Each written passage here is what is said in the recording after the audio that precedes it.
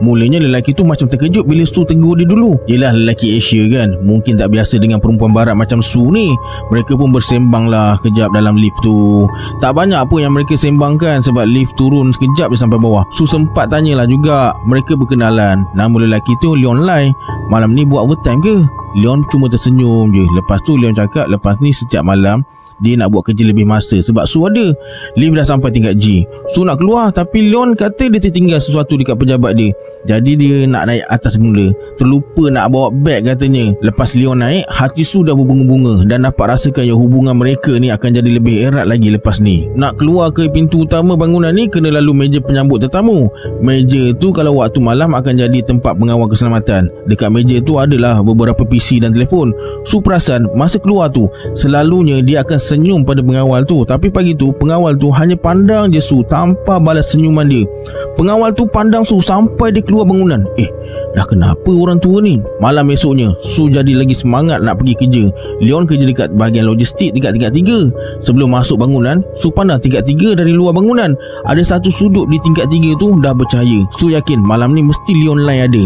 Niat di hati dalam pukul 10 malam nanti nak pergilah melawat Leon Lai dekat tingkat 3 tu.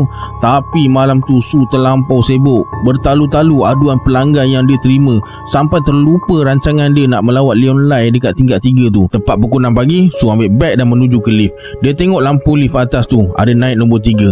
Su tersenyum je. Yes, ada peluang nak bersembang dengan Leon Lai ni. Bos pun nak balik juga ke? Terkejut Su bila bos pun tunggu lift nak balik juga. Katanya malam tadi dia rasa penat nak balik awal sikit hari ni. Lift pun berhenti dekat tingkat 3. Leon Lai dah menunggu depan pintu lift tu. Muka dia tersenyum lebar bila nampak Su. Tapi bila dia nampak bos, raut wajah Leon Lai tu berubah jadi terkejut.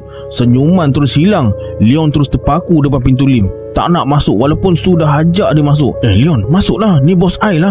Tapi Leon senyap je. Bos terus tekan butang tutup pintu lift. Bos, kenapa ni? Kan ada orang nak masuk. Bos senyap je dengan muka serius dia. Sejak hari tu Su dah tak jumpa Leon Lai lagi. Dan setiap kali nak balik, bos mesti akan turun sekali dengan Su. Kadang-kadang dia bukan nak balik pun. Lepas Su selamat sampai dekat tingkat G, bos naik semula ke tingkat 4. Su tak tahu kenapa dia buat macam tu. Sampailah mereka dapat pekerja baru. Lepas 5-6 bulan kerja dekat syarikat tu, satu malam tu bos bagi tahu mereka akan dapat staf baru. Betapa gembiranya Su bila bos cakap macam tu.